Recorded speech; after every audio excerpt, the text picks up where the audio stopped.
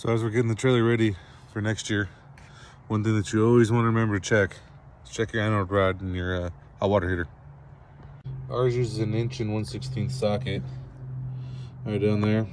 Be careful when you do this though, because there is water back there, but I drain my tank every year in the wintertime, so there's no water in it currently.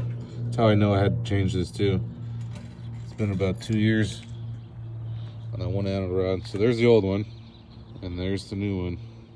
Nice and clean. Make sure you put some T-tape on the threads. Stick it back in.